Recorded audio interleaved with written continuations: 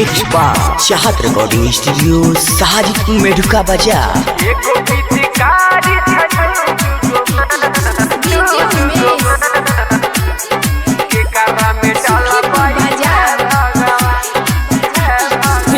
पिचकारी छै दूगो माल के करा में डलबई हो भगवान। एगो पिचकारी छै दूगो माल के करा में डलबऊ हे भगवान।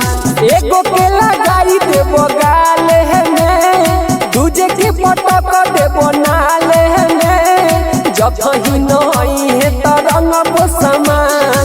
एगो पिचकारी छै दूगो माल के करा लगई हे भगवान। एगो पिचकारी छै दूगो माल के करा लगई हे भगवान। एगो पिचकारी छै दूगो माल के करा में डलबई के करा में डलबई सुखीपुर बाजार।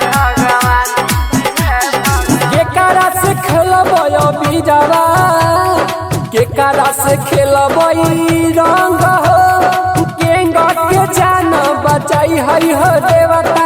होली में करे छै दुनो तंग हो, होली में करे छै दुनो तंग हो। के करा से खेलबई बीजावा के करा से खेलबई रंग हो, केंगा के जान बचाई हई हो देवता।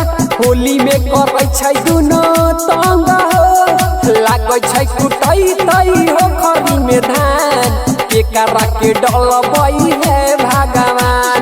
एगो पिचकारी छै दूगो माल के करा में डलबई हे भगवान। एगो पिचकारी छै दूगो माल के करा में डलबई हे भगवान। एगो पिचकारी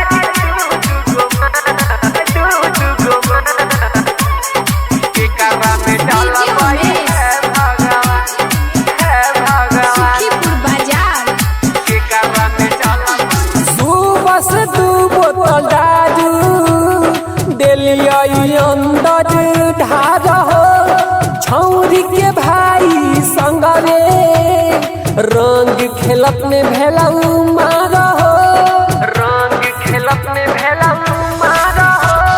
सुबह से दू बोतल दारू देलियई अंदर ढार हो, छौरी के भाई संग रे रंग खेलत में भेलऊ मार हो। पवन राजा भैले में से हरान के करा में डलबई हे भगवान। एगो पिचकारी छै दूगो माल के करा में डलबई हे भगवान। एगो के लगाई देबो गाल में, दूजे के पटक देबो नाल में, जब कहीं नहीं है तो रंगबो समान। एगो पिचकारी छै दूगो जान के करा में डलबई हे भगवान। एगो पिचकारी छै दूगो माल के करा में डलबई हे भगवान।